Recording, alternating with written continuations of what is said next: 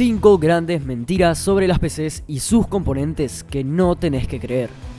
Mentira número 1. Los SSDs NVMe son mucho más rápidos en tiempos de carga que los SSD SATA. Los SSD SATA son aquellos que utilizan la interfaz SATA para enviar y recibir información, con una velocidad limitada de 750 MB por segundo, y las unidades NVMe utilizan la interfaz PCI Express, alcanzando velocidades muchísimo más altas, desde 1500 MB por segundo, o quizás un poco menos, hasta 15.000 innecesarios MB por segundo que pocos van a saber usar. Al comparar un SSD SATA de 500 MB por segundo de lectura y escritura secuencial con un SSD NVMe de 3500 MB por segundo de lectura y 2000 MB por segundo de escritura secuencial, normalmente esperaríamos que el SSD NVMe sea como mínimo 4 o 6 veces más rápido a comparación del SATA, porque se cuatriplica o se sextuplica su velocidad. Pero si pasamos a la práctica, vamos a notar que no es así. En tiempos de carga, al abrir Windows o ejecutar juegos y programas, el SSD NVMe va a ser apenas más rápido que el SSD SATA, con una diferencia a favor de máximo 2 segundos. Obviamente esto depende de qué ejecutes de cada NVMe, pero generalmente la diferencia de tiempo no es mucha en pantallas de carga. Esto ocurre porque la velocidad de lectura y escritura secuencial no define el tiempo que va a tardar en abrirse los juegos y programas. Afectan también las frecuencias de RAM y de CPU y la velocidad de lectura y escritura aleatoria del SSD. De un HDD a un SSD SATA, la tasa de lectura y escritura aleatoria aumenta demasiado,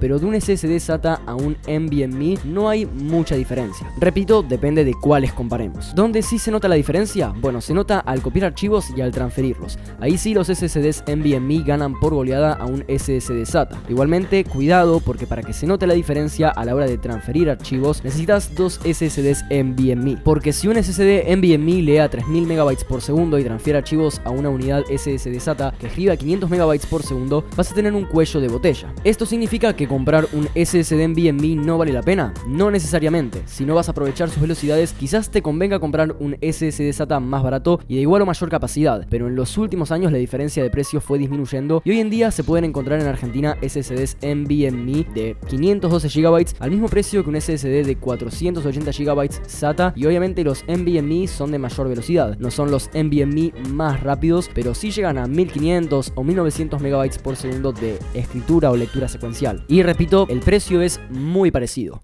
Mentira número 2. La refrigeración líquida es mejor que la refrigeración por aire. Existen dos principales formas de refrigerar un procesador, con refrigeración por aire o refrigeración líquida. Dentro de la refrigeración líquida existen dos tipos, la refrigeración líquida custom y la refrigeración líquida all-in-one. La refrigeración líquida, sea all-in-one o custom, funciona de la siguiente manera. Dentro del sistema hay líquido. Ese líquido se calienta en el bloque que está por encima del procesador, debido al calor que genera el CPU, y gracias a la bomba que mantiene en movimiento al líquido, el líquido caliente se dirige al radiador, en el cual con el uso de ventiladores el líquido se enfría. Después vuelve fresquito al bloque para volver a tomar el calor generado por el procesador y así sucesivamente. Muchas veces, por el simple hecho de creer que el agua es más efectiva a la hora de refrigerar, se tiende a decir que la refrigeración líquida es mejor que la refrigeración por aire, pero esto no es cierto en la mayoría de los casos. Una refrigeración líquida, por el simple hecho de funcionar con líquido, no va a dar mejores resultados que una refrigeración por aire. El rendimiento de cada una varía según varios factores, entre ellos el procesador que estemos usando, el flujo de aire de la PC y por supuesto el tamaño y calidad del cooler de aire y de la refrigeración líquida que estemos comparando. Una refrigeración por aire puede rendir igual o mejor que una refrigeración líquida, siendo generalmente más económicas y, bajo mi punto de vista, más prácticas. ¿En qué escenario las refrigeraciones líquidas son indiscutibles? En aquellos en los que se usen procesadores de un TDP muy alto, por ejemplo un Ryzen 9 5950X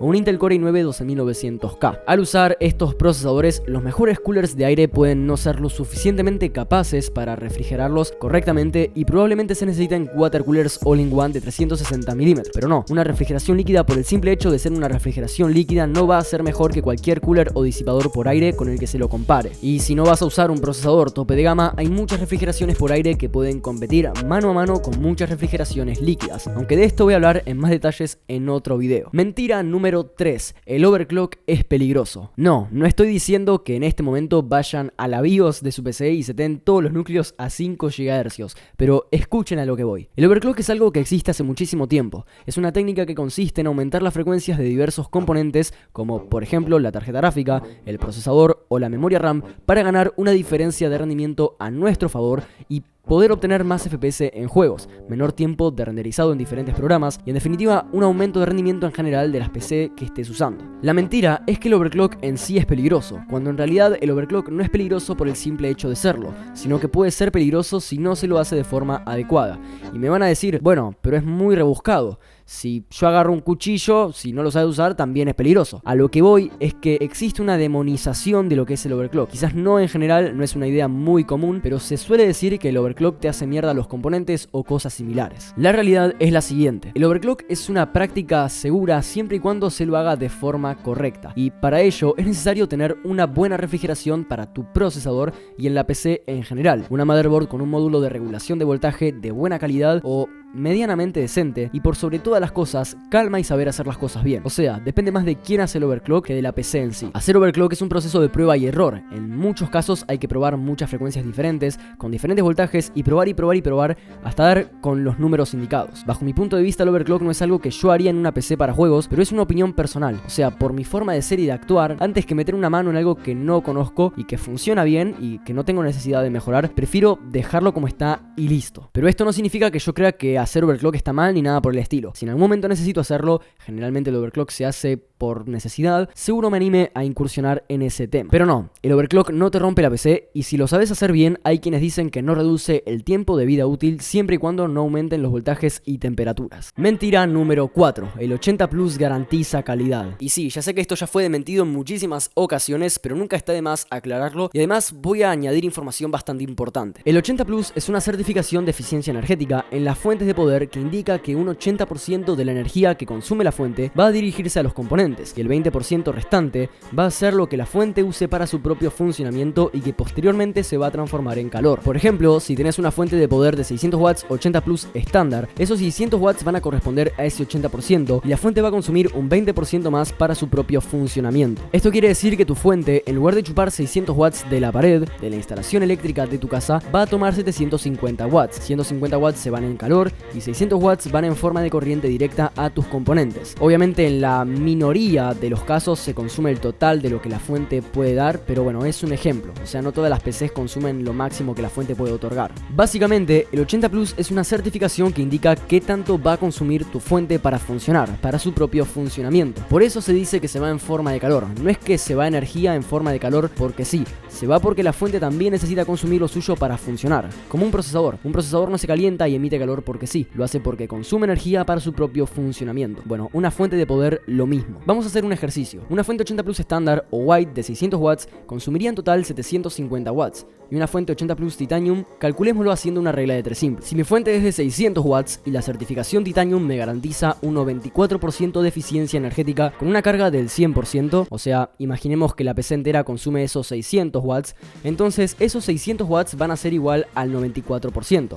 El 100%, que es lo que consumiría la fuente en total, sería de 100 por 60, dividido entre 94, 638 watts. La fuente de 600 watts 80 Plus estándar consume 750 watts del suministro eléctrico y la 80 Plus Titanium 638 watts, lo cual a la larga se traduciría en menores costos de la tarifa de luz. Tu PC al fin y al cabo consume menos y la luz sale más barata. La diferencia en realidad es mínima, pero es así. O sea, me refiero a la diferencia en precios, al menos en Argentina. Entonces, ¿cómo sé si una fuente de poder es buena o no? Investigando y revisando las tier lists de fuentes de poder que hay en internet. Lamentablemente faltan fuentes, pero por suerte también hay demasiadas. Generalmente se suele decir que aunque es cierto que el 80 Plus no garantiza calidad, cuanto mayor es el 80 Plus, mejor es la fuente. Y aunque se puede aplicar esta lógica en la mayoría de los casos, porque hay menos fuentes 80 Plus Titanium malas que fuentes 80 Plus estándar malas, no es la regla. En esta tier list, por ejemplo, hay fuentes como la Thermaltake Tau Power DPS GRGB de 1500 watts con una certificación 80 Plus Titanium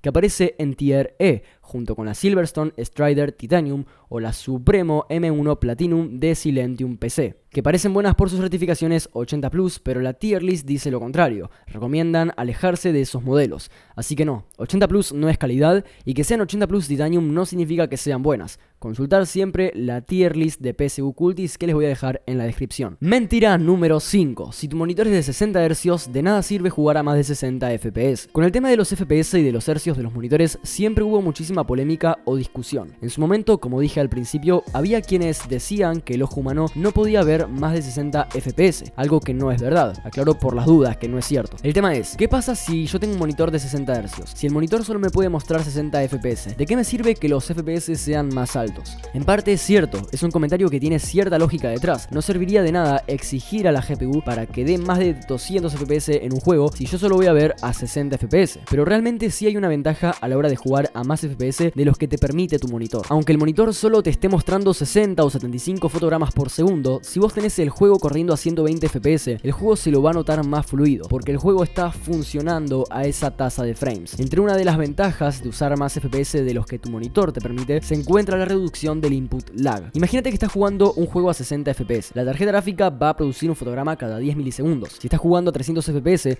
la tarjeta gráfica va a renderizar un fotograma cada 3,33 milisegundos. La tarjeta gráfica hace el trabajo más rápido y esa diferencia de tiempo te puede hacer ganar una partida. Otra de las ventajas es el tearing. Y me vas a decir, ¿el screen tearing en serio es positivo? Bueno, podría llegar a serlo. El screen tearing es un efecto producido por la superposición de fotogramas en una pantalla. Esto genera que la pantalla se vea cortada, ya que no terminó de mostrarse un fotograma y ya se está mostrando el siguiente. Esto puede ser muy molesto en ocasiones, pero si vemos un fotograma nuevo cuando el otro no se terminó de mostrar, podemos tener acceso a nueva información y nos da la posibilidad de reaccionar ante esa nueva información. Imagínate que tenés un fotograma en el que estás jugando al CSGO y hay un chabón escondido atrás de una pared. En el siguiente fotograma tenés dos mitades de dos fotogramas y en la mitad de arriba le ves la cabeza al chaboncito que estaba escondido y le disparás. El screen tearing te fue útil para meter un headshot. Entonces no, si jugás a más de 60 FPS en un monitor de 60 Hz no es innecesario y no le estás exigiendo a la gráfica innecesariamente. Es positivo para tu rendimiento en juegos, así que no hace falta limitar los FPS. Hasta acá el video, todavía queda pendiente una segunda parte, tengo en mente 5 mentiras más, así que haciendo clic acá te puedes suscribir al canal para no perderte el próximo video. Por acá te dejo uno de mis últimos videos que estoy seguro de que te pueden interesar y nos vemos en un próximo video. Chao.